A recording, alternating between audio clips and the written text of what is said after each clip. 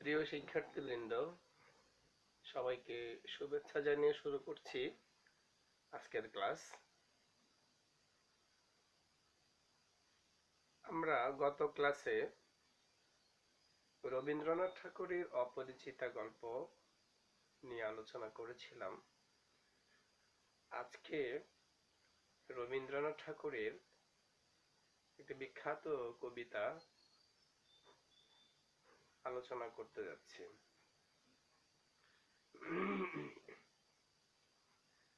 রবীন্দ্রনাথ ঠাকুর বাংলা সাহিত্যে সর্বক্ষেত্রে, মহাকাব্য ছাড়া সর্বক্ষেত্রেই তিনি তার মেধার স্বাক্ষর রেখেছেন। কবিতা, ছোট গল্প, নাটক, প্রবন্ধ, উপন্যাস, এমনকি পত্র সহ সব ক্ষেত্রে আমরা ওনার মেধার স্বাক্ষর পেয়ে থাকি। জ্ঞান, প্রজ্ঞা, ধীশক্তি যাই বলি না কেন, একজন ব্যক্তি নন, একটি প্রতিষ্ঠান হিসেবে তিনি তার কর্মযজ্ঞ যেন প্রতিষ্ঠা করে গিয়েছেন। আমরা রবীন্দ্রনাথকে যখন পাঠ করি তখন বিস্ময়ে অভিভূত হয়ে যায়। একজন ব্যক্তি এত দিকে তার পদচারণা কি করে সম্ভব ছিল। তো প্রিয় শিক্ষার্থীবৃন্দ, আজকে আমি ওনার একটি কবিতা আলোচনা করতে যাচ্ছি। কবিতাটি আলোচনা করার আগে আমরা রবীন্দ্রনাথ সম্পর্কে আর একটু জেনে নেওয়ার চেষ্টা করি। তোমরা নিশ্চয়ই জানো 1941 সালের 22শে শ্রাবণ রবীন্দ্রনাথের মৃত্যু দিবস।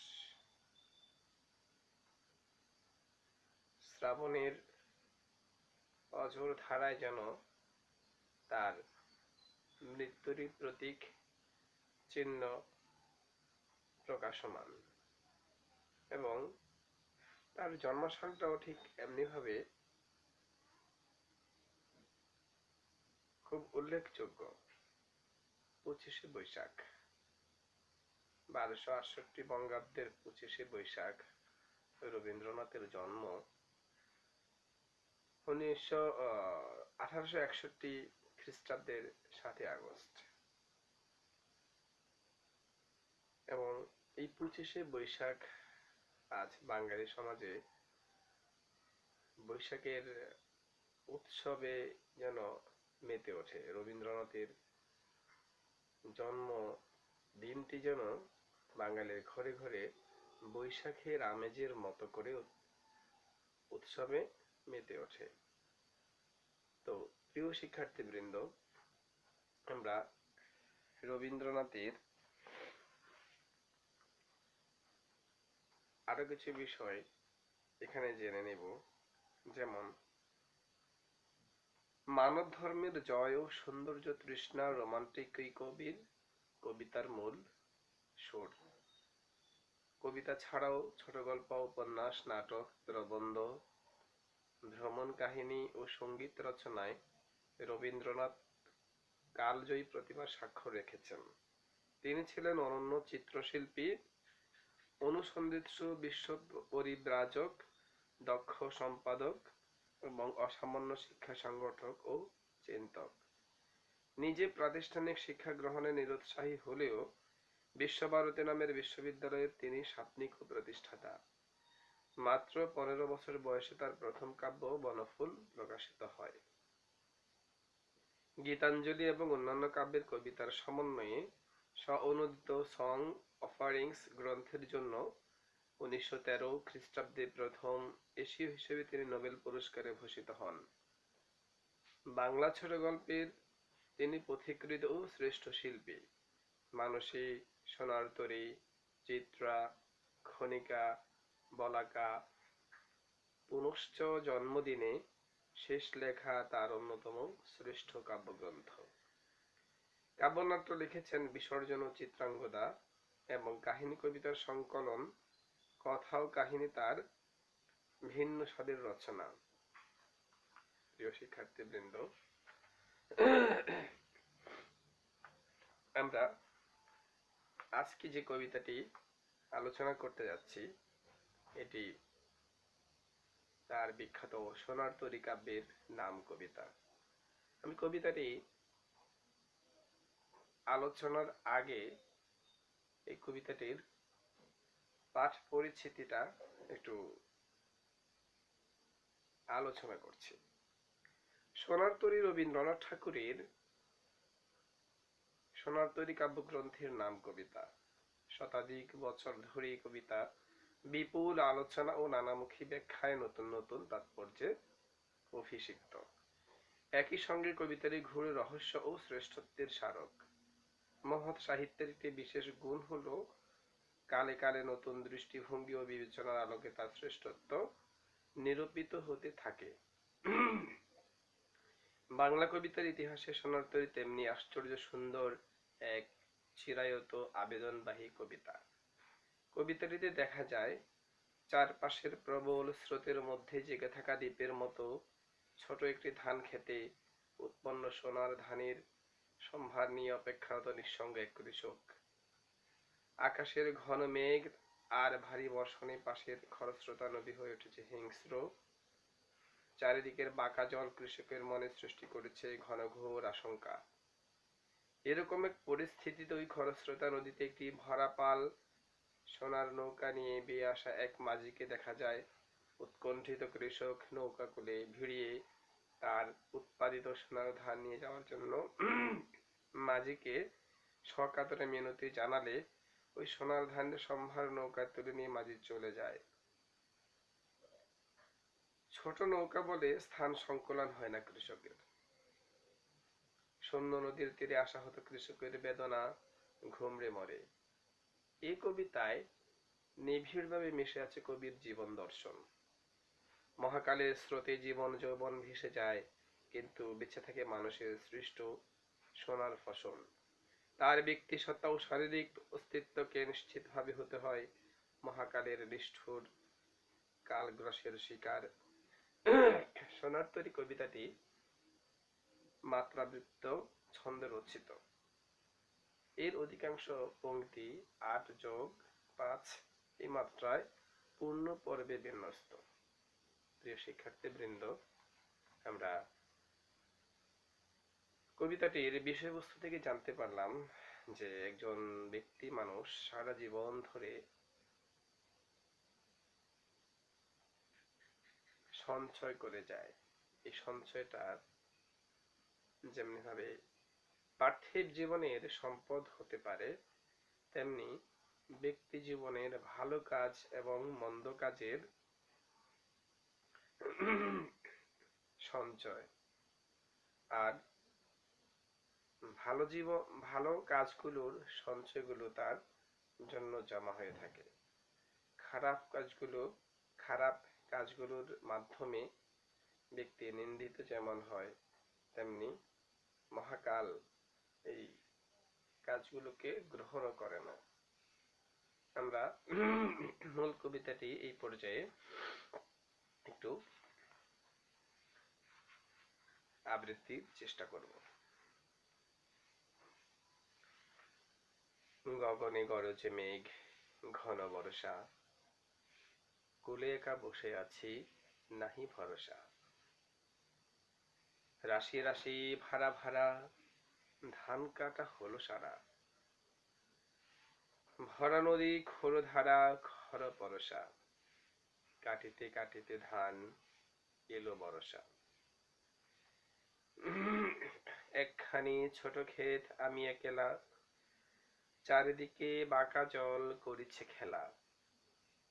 পরপারে দেখি আঁকা তরু ছায়া মশি মাখা, গ্রামখানি মেঘে ঢাকা প্রভাত বেলা। পারেতে ছোট ক্ষেত, আমি একলা গান গেয়ে তরিবে কে আসে পারে, দেখে যেন মনে হয় চিনি উহারে। ভরা পালে চলে যায়, কোনো দিকে নাহি চায়, ঢেউগুলি নিরুপায় ভাঙে দুধারে, দেখে যেন মনে হয় চিনি উহারে। ওগো তুমি কোথা যাও কোন বিদেশে, বারেক ভিড়াও তরি কুলেতে এসে, যেও যথা যেতে চাও, যারে খুশি তারে দাও, শুধু তুমি নিয়ে যাও ক্ষণিক হেসে, আমার সোনার ধান কুলেতে এসে। যত চাও তত লাও তরণী পরে, আর আছে আর নাই দিয়েছি ভরে, এতকাল নদী কূলে জাহালয়ে ছিনু ভুলে, সকলে দিলাম তুলে ধরে বিধরে, এখন আমারে লহ করুণা করে। ঠাই নাই ঠাই নাই ছোট সে তরি, আমারই সোনার ধানে গিয়েছে ভরি, শ্রাবণ গগন ঘিরে ঘন মেঘে ঘুরে ফিরে, শূন্য নদীর তীরে রহিল পড়ি, যাহা ছিল নিয়ে গেল সোনার তরি। প্রিয় শিক্ষার্থীবৃন্দ, আমরা আগেই আলোচনা করেছিলাম এই কবিতাটিতে একটি জীবন দর্শন প্রতিফলিত হয়েছে, যে কবি সারাটা জীবন ধরে তার যে সৃষ্টিকর্মকে গড়ে তুলেছেন, মূলত এই সৃষ্টিকর্মগুলোই এই জগতে গ্রহণ করেছে। তার জীবনটা অনেক ছোট, এই ছোট জীবনে যতটুকু তিনি দিয়েছেন ততটুকুই নিয়েছে, এর বেশি এর বাড়তি আরো যা তার জীবনরূপী এই ছোট নৌকাখানিতে বাড়তি কোনো কিছু গৃহীত হচ্ছে না। কবি মূলত একজন কৃষকের মাধ্যমে এই জীবন দর্শনকে প্রতিফলিত করেছেন। আসলে আমরা ব্যক্তি মানুষও এমনি ভাবে নিজেরা নিজেদের কাজের মাধ্যমে সৌন্দর্য ভরা, সৌন্দর্যে পরিপূর্ণ, পৃথিবীর জন্য কল্যাণময় কাজের মাধ্যমেই নিজেকে স্মরণীয় করে রাখতে পারি। আমার ভালো কাজগুলোই মূলত গৃহীত হবে, মন্দ কাজগুলো কখনোই কারো কাছে গ্রহণযোগ্য হয় না এবং হয়ে ওঠেও না।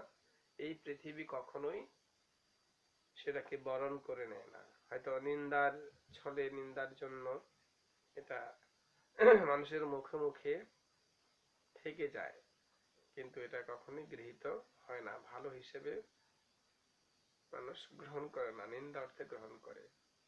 এই জীবনে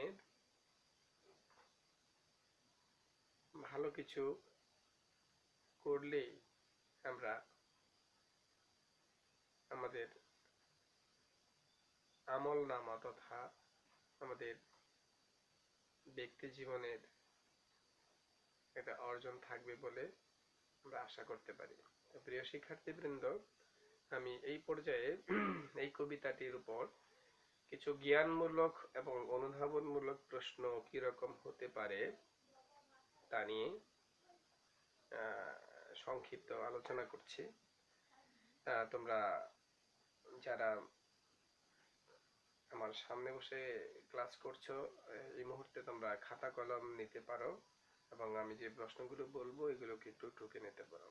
প্রিয় শিক্ষার্থীবৃন্দ, আমরা প্রথম যে প্রশ্নটি বলতে পারি সেটা হচ্ছে যে সোনার তরী কবিতাটির উৎস কি, অর্থাৎ এই কবিতাটি কোন কাব্যগ্রন্থ থেকে নেওয়া হয়েছে। এরপরে পরে প্রশ্ন নিতে পারি রবীন্দ্রনাথ ঠাকুরের জন্ম কত বঙ্গাব্দে। আমরা আরেকটা প্রশ্ন নিতে পারি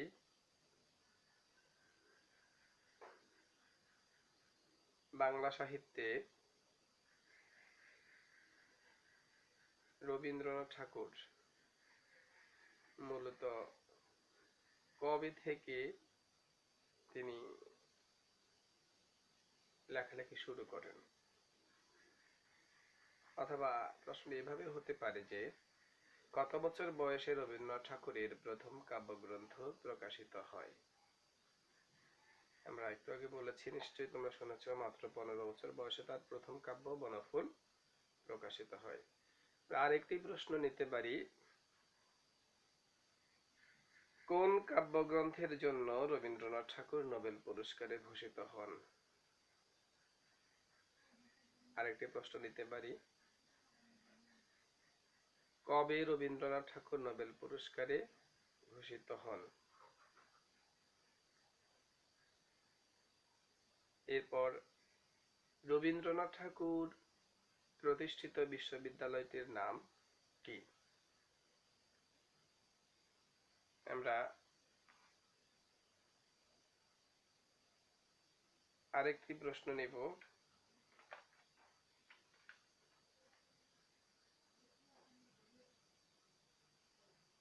সোনার তরী কবিতাটি কোন ছন্দে রচিত? সোনার তরী কবিতাটি কোন ছন্দে রচিত? এরপর শব্দের অর্থ থেকে আমি কয়েকটা শব্দ বলছি, যেমন গরজে শব্দের অর্থ কি? খড় পরশা শব্দের অর্থ কি? গরজে শব্দের অর্থ হচ্ছে গর্জন করি, আর খড় পরশা শব্দের অর্থ হচ্ছে ধারালো বর্ষা। এখানে ধারালো বর্ষার মতো এই অর্থে ব্যবহৃত হয়েছে। আমরা এরপরে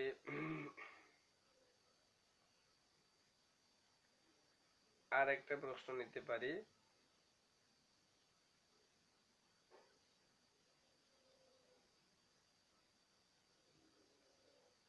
ওগো তুমি কোথা যাও কোন বিদেশে?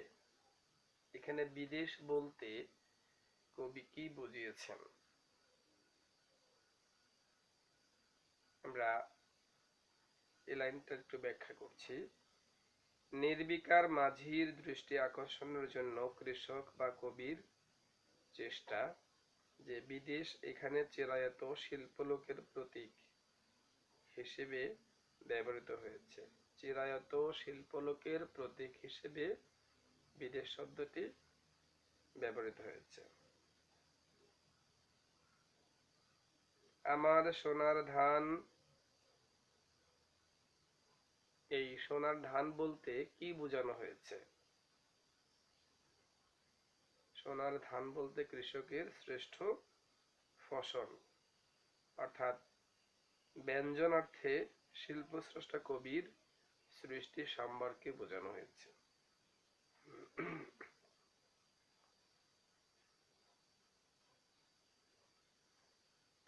আমরা আরেকটি প্রশ্ন নিব, ঠাই নাই ছোট সে তরী, এই লাইনটির ব্যাখ্যা করো।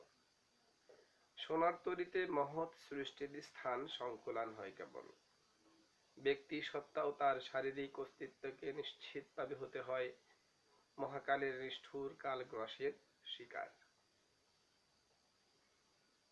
আরেকটা প্রশ্ন নিচ্ছি, শূন্য নদীর তীরে রহিনু পড়ি, এই লাইনটির ব্যাখ্যা করো।